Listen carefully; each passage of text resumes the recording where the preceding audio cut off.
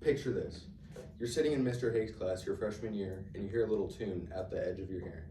You wonder to yourself, what's this? It was jazz. While you probably don't care for the music because it's not that in your face, the history of jazz is really interesting and socially impactful, such as like the roots of jazz. Today I'm going to be walking you through the history of jazz and each main event throughout the 200 years that it's been a genre. Here, we start out in New Orleans, 1820s, slave times. Traditional, like original jazz bands started out from Civil War marching bands. They got their instruments from there and like their tone and all that. And in New Orleans in 1820, they had a thing called the Code Noir, which is basically sets of rules for slaves that dictates what they can and can't do and days like that. And on Sunday, they were allowed to have a free day off, probably for religious reasons. So they went to a place called the Congo Square, where they would come together and just play music with each other. According to an article posted and published by Jazz Observer titled The Origins of Jazz, it states that New Orleans was home to Congo Square, a space where slaves would gather and play music. A big New Orleans jazz artist was Buddy Bolden. He was a trumpeter that really shaped the original sound of jazz. And traditional instrumentation used for New Orleans jazz would have been the trumpet, the cornet, the clarinet, the trombone, and then a stringed instrument like the banjo or the guitar, a low voicing like a sousaphone or a tuba, and then keys and percussion. Then we wait a century, moving on to the Harlem Renaissance. This was around the 1920s to the 1930s, and a real big artist from this time would have been Louis Armstrong, who was a real famous trumpeter. Instrumentation-wise, same deal as the Harlem Renaissance, except we see the introduction of the baritone, the tenor, and the alto saxophones. One main driving point for the Harlem Renaissance popularity is radio. Harlem Renaissance jazz was popular on the radio for its, like passerby type of feel. And it was also included in dark places such as brothels, speakeasies, and the sword. Shortly after this, in the 1930s, we have the swing era. This is the most mainstream type of jazz. It's the most popular and recognizable version. It's very similar to the Harlem Renaissance, instrumentally wise and that sort. One popular jazz artist from this time is Buddy Rich, a drummer known for his aggressive and bass playing. And then following right up after is bebop jazz. This was from the 1940s to the 1950s, and it featured upbeat tempos and improvisation.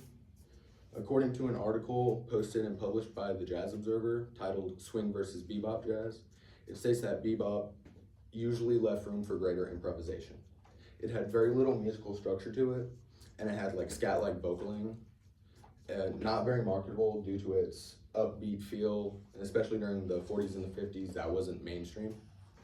And one popular artist from this time would have been Charlie Parker, an alto saxophonist who pioneered bebop jazz. And then from this, we see a change of pace. Oh. Keep going. Oh, there we go. Cool jazz. This is the peanut style of jazz that you hear during their like movies and specials and that sort. Had very non-traditional instrumentation, such as the French horn played by Julius Watkins. There was very little improvisation and vibrato in the music. According to an article posted by Britannica Encyclopedia titled Cool Jazz, it states that vibratos were slow or non-existent. The name obviously comes from the laid-back, relaxed type of groove it has. And then following cool jazz, we have hard bop. It's an outlet for African Americans to show their disdain to the political and social,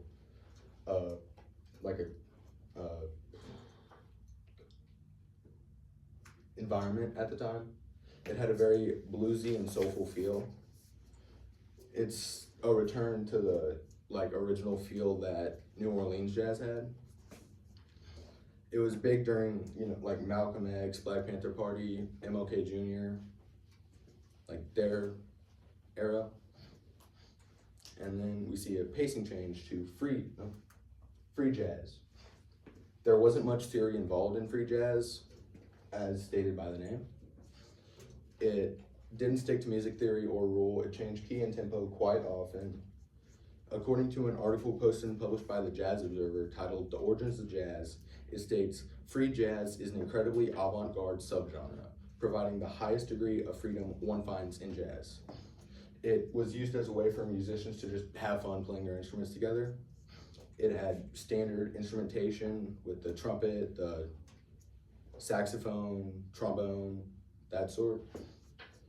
And then we see these musicians start dipping their toes into other genres, which created jazz fusion.